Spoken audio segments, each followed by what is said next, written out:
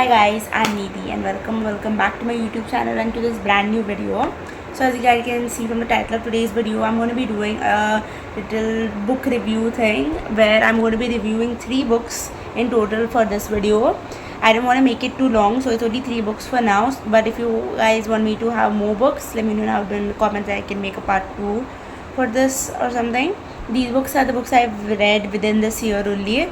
So yeah, and let me know down in the comments if you guys have any ideas for further videos which I can make. And without any further delay, let's get right into the video, guys. This book which I want to talk about is like a warm hug, or being wrapped in your most favorite blanket with a cup of coffee or a cup of chai, sitting on your bed reading. That's the kind of cozy vibe that this book gives off. The book which I'm talking about is, this book is titled, wait, let me just adjust the light a bit. Yeah. This book is titled The Boy, the Mole, the Fox and the Horse, and the author of this book is Charlie Max. So this book is actually a really cozy book. I'll tell you guys what it is about. So the book is actually about these 4 friends. It's a bit unusual, but then the friends here are this boy, obviously, then the mole, the fox and the horse. And these 4 friends they are on the journey to search for a home, and they share the truths about life. In the end, they realize that home isn't always a place, and maybe that they found their home in each other. So first we have this boy who is joined by the mole who loves cake, then there's the fox, and then there's the horse. And there's such beautiful quotes about friendship, about life in general, about how if there's a storm it'll pass, and so many other things. And it's such a profound book. Now look at the cover itself. It's such a beautiful cover with this beautiful illustration right here. All throughout the book there's these beautiful illustrations in between as well. Like, look at this. The illustration in this book are kind of messy but also beautiful in a way, and the font that is used here is not actually any typed font. It's something that's like written by the author itself. And these 2 things are the tiny things that I really love a lot about this book as well.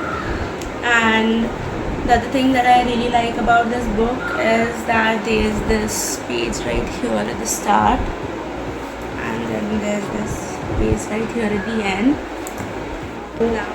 Just like how in our childhood books there would be a human who would become friends or would talk to all of these animals, this book also has that thing in common.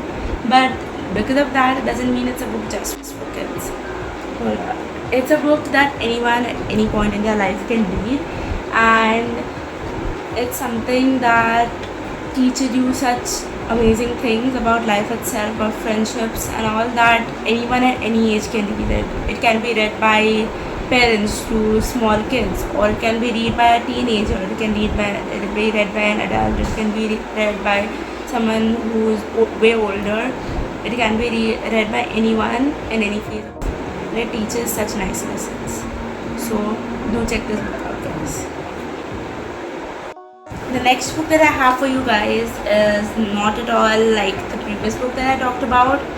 It's a bit kind of a thriller. It's a bit fast paced. It's a bit of a page turner, and it is full of plot twists. This book has everything that is there for a page turner, and the book that I'm talking about is Frida McFadden's The Housemaid Is Watching. This is actually, I guess, the 3rd or 4th book in the Housemaid series. The first book is The Housemaid, which I actually bought like last year or something, and I finished it last year itself. But I thought this is the 2nd book, and I bought this, and I realized now that there's a 2nd book and a short story in between, which I am reading on my Kindle currently.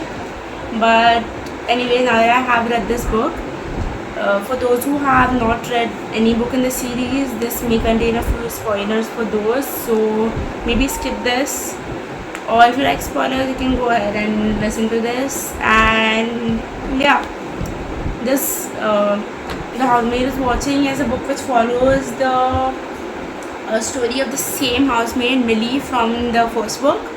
In this book, she's married to, well, Enzo, who was the landscaper in that book, in the first book as well, and they have two children called Ada and Nico, and it follows their life where they move into this sort of cul-de-sac place where they have this like house that she's always done.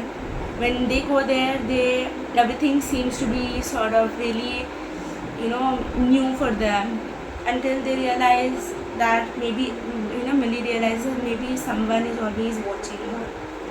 And this is honestly like just like a Frida McFadden book, a classic Frida McFadden book. It's like it's divided in like 3 or 4 parts, and it's each of it has different phases in the whole story, and by the end you realize what had happened in the start, like the prologue part, and you're like, oh, that's what that was. I mean, this book, I could kind of predict a few things that did happen, but it still kept me hooked throughout for some reason, even if I could predict a few things. And it was honestly, the plot twist was really good, and I've read a few books of hers by now, but like all of her books do keep me hooked, and they're really like actual page turners that if I you know, I'm given a chance, I can read this book in like 1 or 2 days itself. I would honestly really recommend this book for someone who likes mysteries, murder mysteries and all of those. Definitely a must read for those people. And the next book I have for you guys is a cozy little book which is kind of similar in vibe further with the first book, but it's not super similar as well. Like, this book which I'm talking about is literally set in a dusty old bookshop or a bookstore, and it has all the vibes of a cute little quaint bookstore with the amazing smell of new and old books, and it talks about healing through books and, you know, finding meaning in the quiet parts of life, which definitely hit home for me. The book that I am talking about is this one, More Days at the Morisaki Bookshop by Satoshi Yagisawa, and it's translated by Eric Ozawa. I really hope I'm pronouncing all of the names properly in this. So this is actually a sequel to this book called Days at the Morisaki Bookshop, and it's a story about this girl called Takako. I'm so sorry if I'm pronouncing any names wrong, and her uncle, which is Uncle Sataru, and they both, you know, how she finds books as a place of solace and all of that. I won't spoil the first book for you guys, so if you haven't read that, maybe you can skip this, or maybe you can go through with this, and if you find it interesting, you can read both of the books. So like I said, it's a story about those two people and all of the other people, like her, you know, Takako's auntie and all of the regulars at the bookshop. It talks about love, it talks about loss, it talks about grief, and it talks about healing through books and the bookstore itself. And it, you know, a few new characters are introduced, some of the old ones are discussed, all of the relationships which is delicately held by these books and this bookshop is talked about.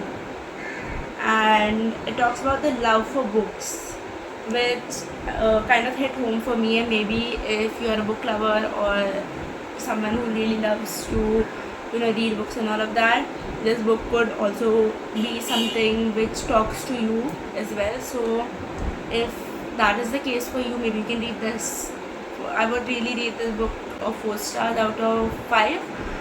It's a bit of a slow book, it's a small book, but it's really interesting. The cozy level is really high on this one. It doesn't have any plot twists as such, but yeah, you go through a lot of emotions reading this book, definitely. And here's the cover. Oh yeah, the cover actually has the first book cover right here, I guess. So that and it says that it's a sequel also, but I really love the cover a lot. check these 3 books out and let me know down in the comments if I should do more book reviews like this. Like if you want a whole separate video about book reviews, or if you want sort of small section in my blog itself. Whatever you guys tell me in the video. Thank you so much for watching the video, guys. Let me know down in the comments some book recommendations that you guys have which I can read, and if you guys want any sort of book recommendation in the future as well, please like, share, comment and subscribe, and hit the notification bell so you get notified when I upload a video. And look forward to my next vlog. It'll be like a cozy, reset, productive sort of vlog, so be sure to look for that, and I'll be seeing you on my next video. Till then, bye guys.